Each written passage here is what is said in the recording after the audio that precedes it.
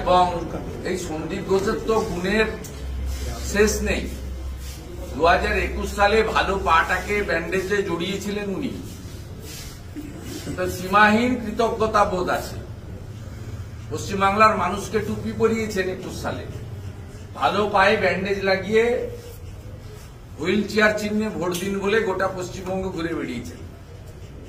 সেই অপকর্মটা করেছে সন্দীপ ঘোষ, তাই তিনি চিৎকার করে বুকে বেড়াচ্ছেন রাম বাম বাম রাম, রাম বাম সন্দীপ ঘোষ দিতেন খাম।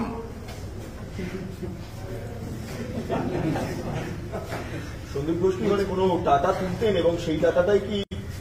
আরে এসপি দাসের লোক তো, এসপি দাসকে আর জানতে চাইছেন কেন ওর কাছে? ডক্টর শ্যামাব্রত দাস তিনি কে? হরিদাস পাল সিকিউরিটি পান কেন পশ্চিমবঙ্গ পুলিশ, কলকাতা পুলিশের? তার মেয়ে ডাক্তার না হওয়া সত্ত্বেও পিজিতে স্পেশাল পোস্ট ক্রিয়েট করে তাকে নীলবাতি লাগানো গাড়ি দিয়ে লক্ষ টাকার চাকরি দেওয়া হয়েছে কেন? কি দুর্বলতা আছে? সন্দীপ ঘোষ এইসব লোকের আশীর্বাদ পুষ্ট। 2021 সালে ভালো পায়ে ব্যান্ডেজ করে দিয়েছেন মমতা বন্দ্যোপাধ্যায়। কে করেছেন? সন্দীপ ঘোষ। এমন মন্তব্য করলেন শুভেন্দু অধিকারী।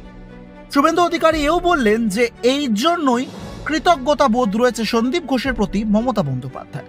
কিন্তু কেন এমন মন্তব্য করলেন তিনি? আর সন্দীপ ঘোষের প্রসঙ্গে বলতে বলতেই এসপি সিনহার নামও উঠে এলো। আর এই এসপি সিনহা কে, কি তার পরিচয়, কি কি সুবিধা পান এসপি সিনহা, এই সমস্ত বিষয় এবার মুখ খুললেন শুভেন্দু অধিকারী। আর এখানেও শেষ নয়, সব থেকে বড় বিষয় হলো যে এর মধ্যেই বলেছেন যে সন্দীপ ঘোষ নাকি রাজ্যের মুখ্যমন্ত্রী মমতা বন্দ্যোপাধ্যায়কে খাম দিতেন। কিন্তু কেন এমন বললেন?